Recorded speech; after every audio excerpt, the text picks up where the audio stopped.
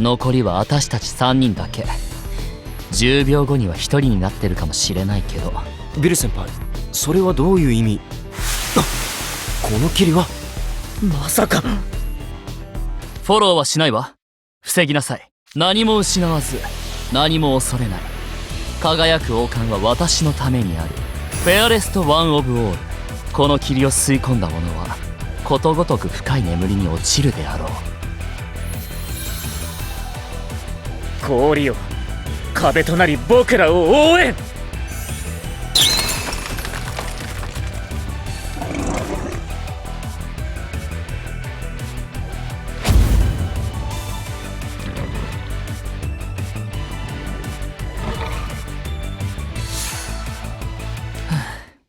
魔獣に傷はついてないわね。少しの間そこで眠っていなさい。2人とももう出てきて大丈夫よ。ビールさん、ユニーク魔法を使うなら事前に言っておいてください。氷で密閉空間を作るのがもう少し遅ければ僕たちも眠っているところでした。あら、僕たちは臨機応変に動けない未熟者ですって宣言？甘えないでちょうだい。それにこの競技は素材を入手して持ち帰るまでの時間を競う競技よ。何人脱落しようと魔獣さえ傷つけなければ減点にはならない。つまり素材を持って一人だけでもゴールすればいいということか。その通り。時間を競う競技なら無駄は徹底的に削ぎ落とすべきでしょ。合理的ではありますが、我が校なら良くない方に出そうなルールですね。連携どころか全員バラバラに動いて収拾がつかなくなりそうだ。今回のように。この競技においては仲間を潔く切り捨てることができるのも強みの一つ。友愛と団結を看板に掲げてるロイヤルソードアカデミーには取れない戦法でしょ。さあ、無駄話はここまで。さっさと採取を済ませて戻りましょう。沼の中に、ありました。水草の間に卵が産みつけられています。卵を取り囲む透明なゼリー状の膜。これが毒袋ね。ではゴム手袋をはめていざ。ちょっと待ってくれ。どうかしましたか？そのゴム手袋じゃ毒が浸透するぞ。え？フロップトードの毒は脂溶性だ。脂溶性は有機物に浸透するからゴム手袋だけじゃ毒は防げない。だが親ガエルの粘液には毒を中和する成分が含まれている。だからそれでコーティングしてからの採取をおすすめするよ。なんだ、優秀な寮長である2人なら当然知っているものだと思っていたんだが、もっと早く説明しておくべきだったな。言い方に引っかかるところはあるけど、今の助言がなければアズールも私も麻痺してた。助かったわジャミル。とんでもない。ただ魔獣の毒について多少の知識があっただけです。毒蛇や毒サソリ、ネッサの国では毒を持つ生物は日常的な脅威ですから。つまり配布された備品も意地の悪い引っ掛けだったということですね。ゴム手袋もそれだけでは用をなさない。魔獣の生態知識と現地調達の素材を合わせてようやく目的を達成できる。皮肉な話だけどチームメイトの知識も含めて結局無駄なものは何もないということね。教訓になったわ。というわけでアズール、眠っている親ガエルの粘液を手袋に塗りたくるわよ。嫌すぎる。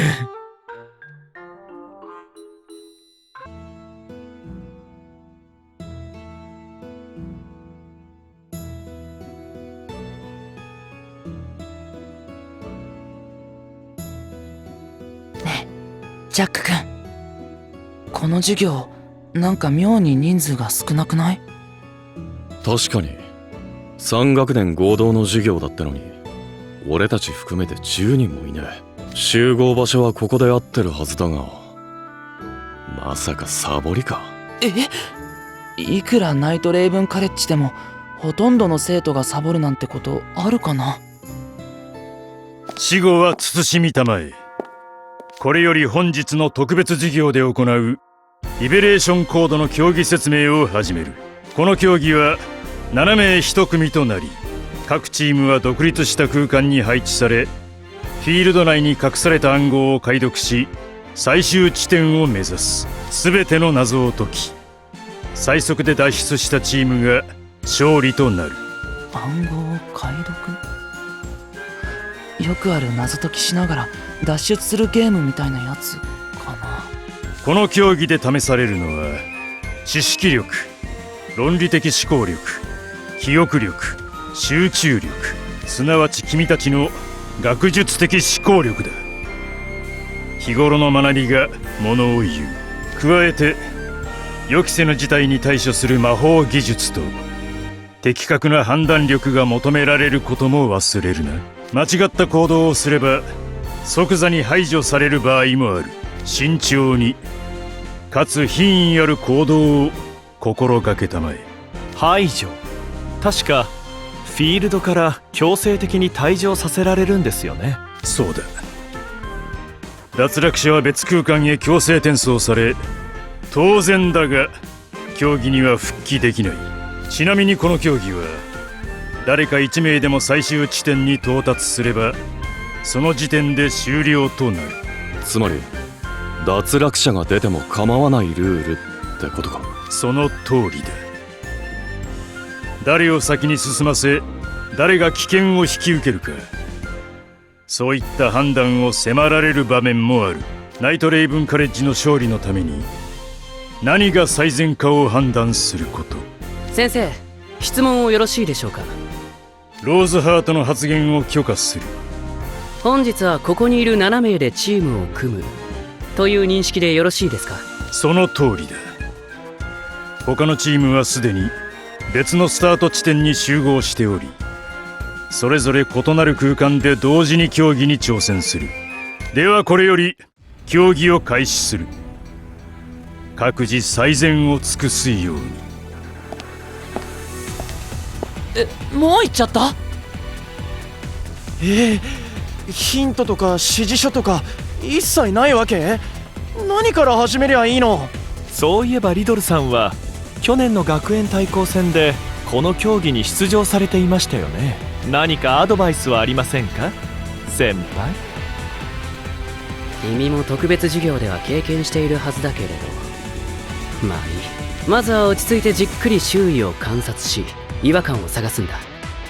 手がかりは必ずフィールド内にある。落ち着いてですか。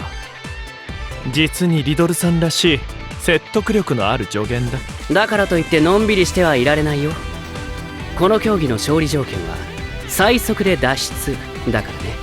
よし、気合い入れてくぞ。よし、まずは周りをよく見て。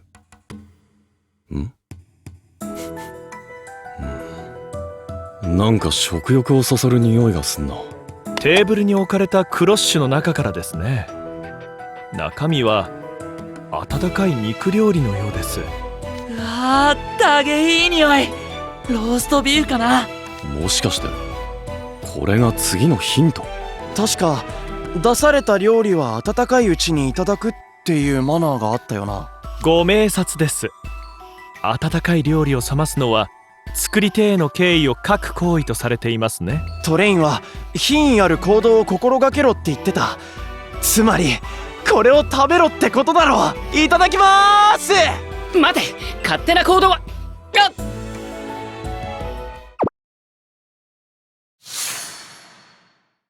うわっ！ローストビーフを食べた人が一瞬で消えちゃった。間違った行動をすれば即退場。こういうことかよ。ジェイド、君わざと彼をそそのかしたね。まさか。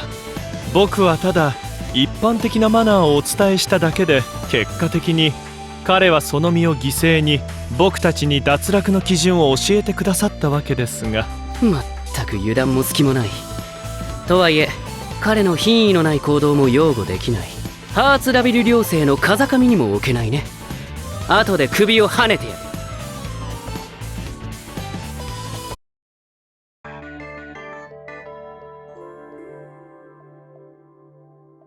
気を取り直して、まずこの料理自体が謎解きに関係しているのは間違いなさそうですね。食べた人間が脱落したということは、何か別の視点で見る必要がありそうです。テーブルマナーに関する謎ってことか。だとしたら悔しいが俺はお手上げだ。僕もビルさんに厳しく言われてるけど、まだ完璧には覚えきれてないよ。テーブルマナーか。これは肉料理。メインディッシュが出されているのに前菜用のカトラリーがまだ並んでいる。本来なら前菜が終わればそのカトラリーは下げられるはず。ローストビーフがメインディッシュならば肉用のナイフとフォークのみが置かれているべきだ。確かに前菜用のカトラリーが残っているのは不自然ですね。調べてみましょう。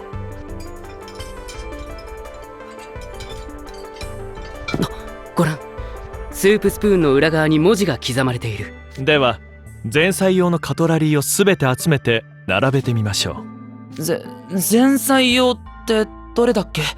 外側から使うことだけは分かってるんだけど。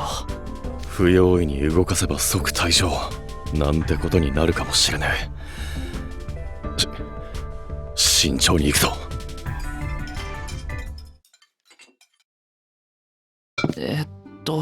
文字は出揃ったけど、これどういう意味？これは古代呪文語だね。冷たい箱と書いてあるようだ。う。大食堂にある冷たい箱といえば冷蔵庫でしょうか。次の手がかりはそこにあるということかもしれません。キッチンに行ってみましょう。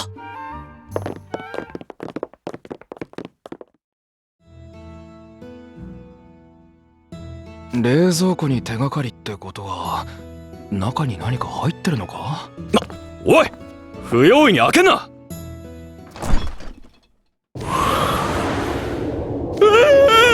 全員下がれ。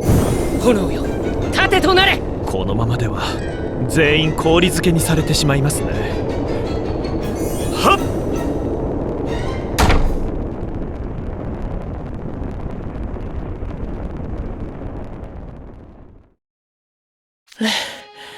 冷蔵庫のドアを閉めたら吹雪が収まった。びっくりした。開けたやつがカチコチに固まっちまってる。行動不能に陥っても退場させられちまうみてえだな。まったく、先ほどチームメイトが退場する様子を見ていただろうに慎重さのかけらもない。彼はもっと熟慮の精神を磨く必要がありそうですね。さて、あ、見て、冷蔵庫の扉にメモが貼ってある。4つの真実を皿に、1つの嘘を杯に。なるほど、これが次の謎ですか。真実と嘘って何のことだ？そうだ、リンゴを4つ皿に乗せて梨を1つ杯に入れてみたらどうかな。リンゴは本物で梨は偽物みたいな。梨はリンゴの偽物じゃねえだろ。全然別の果物だ。もしかすると置くものは必ずしも食材である必要はないんじゃないかな。例えば正しいレシピと間違っているレシピを置いてみるとか。明白に嘘を判断できる材料が乏しすぎませんか？レシピの正誤など好みによるとも言えますし。悩んでる時間がもったいねえ。他に何かヒントがないかキッチン内を探してみようぜ。僕も。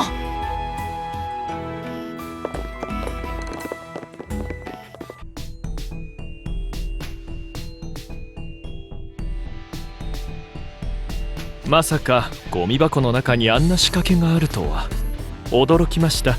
危うく全員が吸い込まれるところだったね。一人吸い込まれちゃったけど。くっそ、コンロをつけた時に上がった火柱で前髪が少し焦げちまった。いくら予期せぬ事態に対処する魔法技術が必要って言っても罠がありすぎるだろう。まさかここにある膨大な調理器具の中に嘘が紛れているとか。こんなことならマスターシェフ受講前に読んだ調理器具大全料理を支える道具の知識と使い方を暗記しておけばよかった。学園対抗戦の競技でさすがにそこまでの専門知識を要求するとは思えませんが。それは言えてるな。俺たちは魔法師であって調理師や金物屋じゃねえ。確かにこれは魔法師としての学識が問われる競技であれば、普段受けている授業の範疇で解ける謎のはず。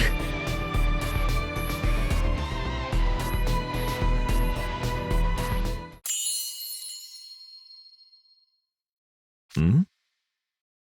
壁で今キラッと光ったあれは学食の料理長が受賞した料理コンテストの金メダル。メダル金。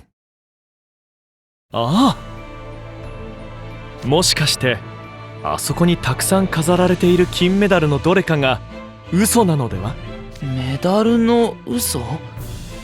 料理長が受賞してないコンテストのメダルはどれかとか？それこそ魔法師としての学識に関係ねえだろ。どうやって正解を当てろっつんだ。そうか、比重だ。おっしゃる通りです、リドルさん。つまりどういうこと？金属は種類ごとに比重が違う。例えば金は一般的な金属より重たいんだ。早速あのメダルを計量器で測り比べてみましょう。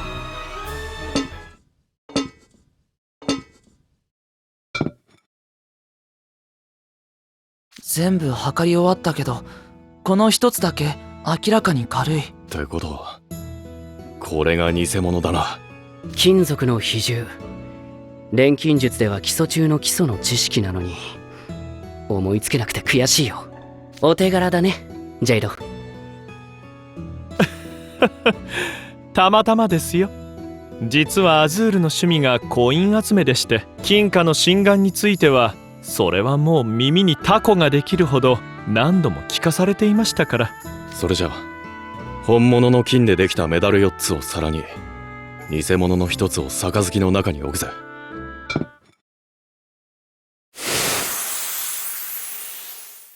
おや、冷蔵庫のドアが一人でに。奥は別の空間につながっていますね。どうやら次のステージである図書室につながっているようです。ここでは想像以上に時間を取られてしまった。次で巻き返そう。行くよ。